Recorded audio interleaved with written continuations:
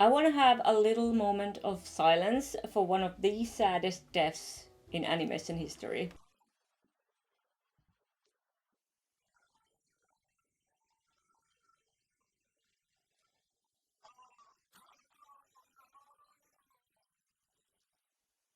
So Dingo Pictures was a German animation studio that in the 90s made a ton of extremely low budget animated films, and they would often steal the plot or their character designs directly from famous stories and movies like Disney's Aladdin, Bambi, The Lion King, and so on. And even if you have never seen a single movie from the studio, there is a high chance you've seen these at some point. Mamma e papà hanno un nuovo bebè, non se ne fanno più niente di te. Not only are the animations bad, but the covers are not any better. They are like their own art form. And that's actually what gave me the idea to redraw a couple of these covers. I started with Balto because it is the most familiar to me, and the intro music slaps.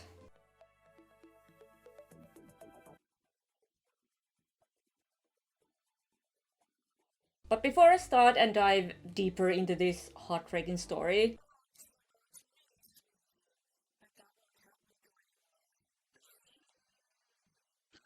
I want to talk about something that hasn't been seen on this channel before. I've got a sponsor. Only took me 11 years.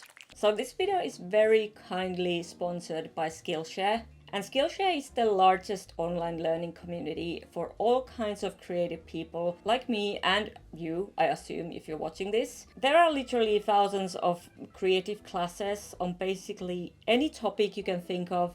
There is art, illustration, painting, photography, music, video, animation, just so much. And all these classes are taught by real professionals, just genuinely very talented and successful people who want to share what they know. And you know, I'm the kind of artist who wants to try and learn so many things. It's a blessing and a curse. Like, I started YouTube 11 years ago making cardboard art. I draw and I paint. I've tried paper mache, ceramics. So besides watching these very high quality cartoons, I've been going through Skillshare classes on things like sketching, 3D animation, and I've mentioned this before, but I sometimes struggle with composition. I get really frustrated if I don't have a clear idea of what the picture should look like. Like, I had a bit of trouble getting started with the first drawing in this video, so I actually used a class I took, Thumbnail Sketching, Improve Your Art by Thinking Small by Toby Haisler. It was really nice and good reminder that sometimes it helps to sketch several different versions at a small size and look at them from afar,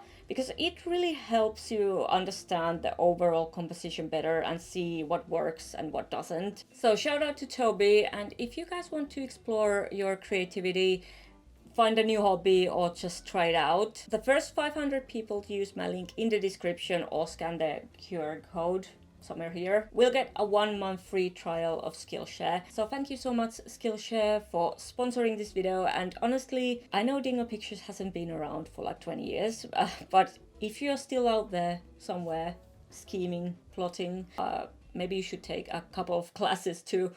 So I haven't seen all Dingo Pictures films, but Balto is definitely the closest to me, because Balto as a story and the 90s movie are really dear to me, and I've been interested in everything related to Balto since I was a kid. Like literally with anything dog or wolf related. Like I said in my last video, I was a huge wolfaboo when I was younger. So I used this sketch I made during the Skillshare class as the base. It was the one I liked the most. And as you can probably tell, I took a lot of inspiration from Ginga or Silverfang, which is my all-time favorite anime. I also used several other 70s and 80s dog anime as reference, like King Fang and White Fang, a lot of fangs.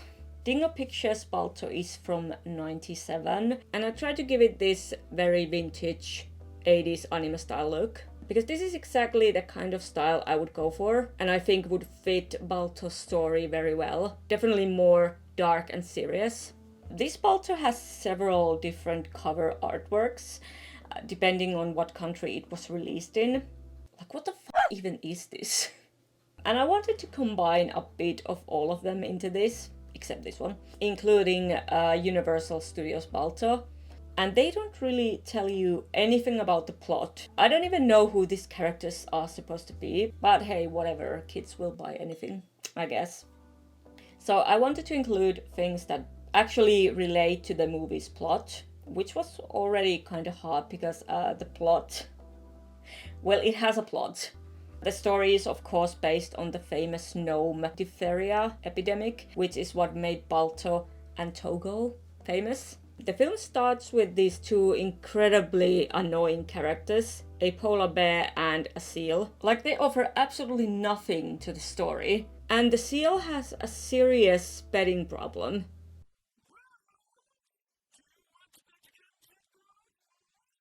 So yeah, I hate these guys. But they are a big part of the movie, so I wanted to include them on the cover. Balto and Como are huskies who set out on their own to get medicine for the kids with diphtheria. And somehow, all the medicine fits into these tiny little pouches around their necks. In this film, the dogs go off alone without any humans, which obviously didn't happen in real life. And they make it to Anchorage, get the medicine, and start heading back. And then this famous scene happens. Top 10 anime deaths. So Balto returns to Nome and the kids are saved. Yay. And I just now realized that Como took the medicine with him, so that went as planned. Honestly, not much really happens in this movie, and it's only 30 minutes long. Like, the dogs just run around, the polar bear and the seal talk shit to each other, and the town people angst over the kids. And that's why it was kind of hard to come up with anything important for the cover, which also made the composition thing tricky, except for Como's death scene. That's really the only part that sticks in your mind, like, at all, and not in a good way, because it's just f***ing hilarious. I originally sketched sled dogs in the background, which is actually a pretty important part of Balto's story. But in this film, you don't see sled dogs, so I left it out completely. I added a moose there because it's on one of the covers, and I think it pops up briefly in the movie too. And of course you can see Gnome in the background. I would have liked to add more motion to this, but you know, old cartoons VHS covers are usually just very stiff post images with characters thrown around, so this actually fits that style pretty well.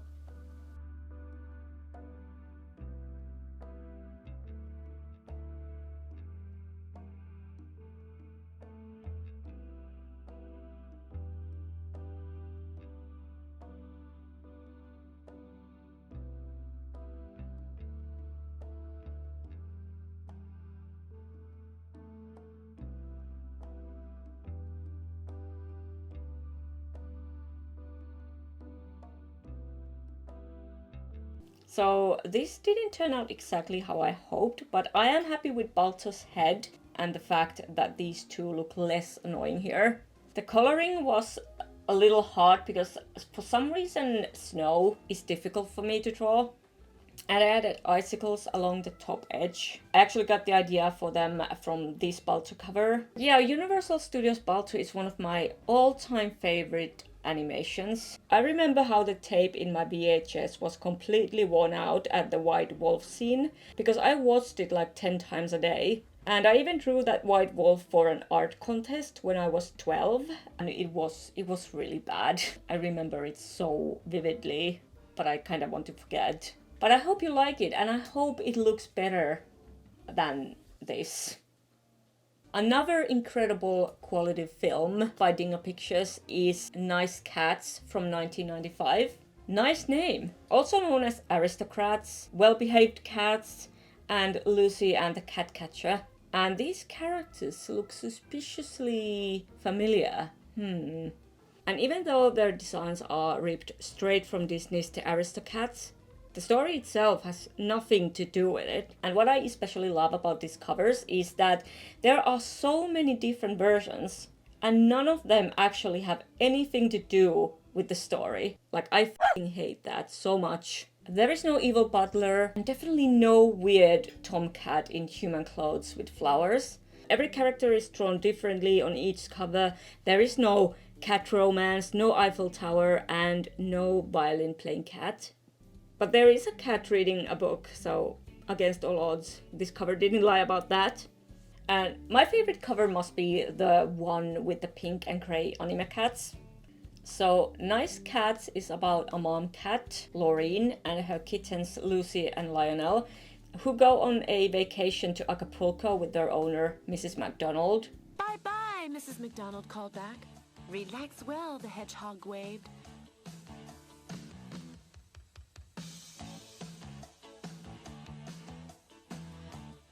And once they arrive to the hotel or the vacation home, Lucy immediately gets bored and wants to go off on her own, while her brother Lionel just wants to lay around and read books about animal experiments or animals in labs. And the mom warns Lucy not to wander off because there is a cat catcher in the area who traps cats that are alone and then sells them. And the cat catcher, a lovely looking fellow, uses a mouse as bait. I don't even know how it's possible to draw a mouse like this. And of course he snacks Lucy. And while locked up, Lucy meets a stray cat named Charlie, and together they manage to escape. But of course her family has already left to go back home to San Francisco. So Charlie promises to help Lucy get home. And along the way they run into 2 dogs, a rabbit, and they go eat pizza at an Italian restaurant. In the end, they jump onto a ship and finally make it home, and Charlie apparently stays with them and everything's fine again. Cool story. So yeah, I really wanted this to have a Pride 90s anime Studio Ghibli feel. Just make it really summery and full of color, especially compared to the Balto cover I did, because I wasn't really happy with the colors on that one. And at first I was just gonna redraw one of the actual covers, but since none of them match the story at all, I decided to make my own a completely new version. So there is the mom, Laureen, and Lionel and Lucy, because they are the main characters.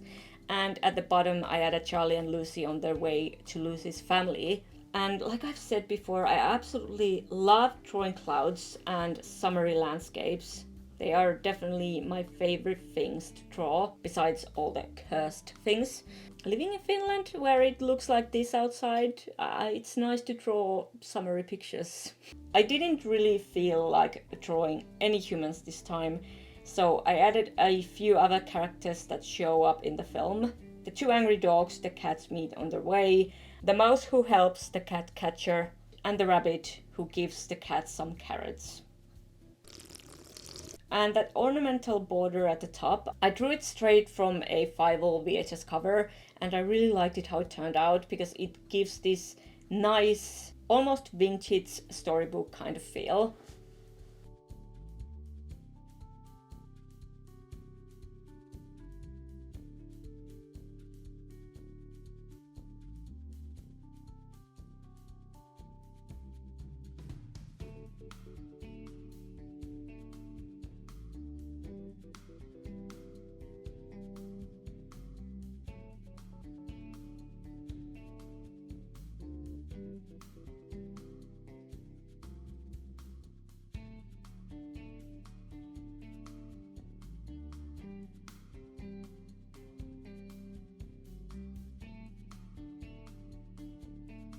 So I really loved how this one turned out. It has a nice sense of like openness, and the cloud and the bright colors look really nice, and the little fangs are super cute. I also made a version with the title Lucy and the Cat Catcher because I couldn't decide which one to go with. This one definitely feels more original than just nice cats. And here are both covers I drew. I hope you like them. I only just realized one has dogs and winter, and this one has cats and summer. Funny. And I kind of want to make physical VHS tapes of these two, like I've done before. It could be fun to actually record the movies onto the tapes and leave them at flea market or somewhere. Like, oh my god, what is this beautiful cat anime? And then it just looks like this.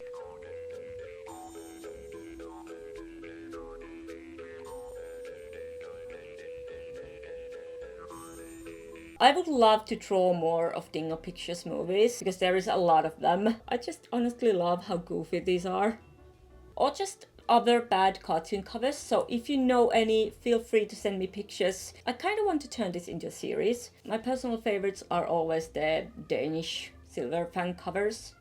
And this King Fang really captures the heart and soul of the anime. Thank you guys for watching this. I also put a little sale on my Etsy shop because I really need some funds right now for my dog's vet bills. Keiko had knee surgery and unfortunately Haiku has kidney problems. She's an old lady already and any help is just greatly appreciated. So everything in my shop is 10% off. Link is in the description if you want to check it out. Also, thank you again to Skillshare for sponsoring this video. So yeah, be sure to subscribe, ding the bell, and watch my last video where I drew some horror movie Studio Ghibli mashups. Very wholesome. And as always, stay adorable and I'll see you guys very soon in my next video. Bye.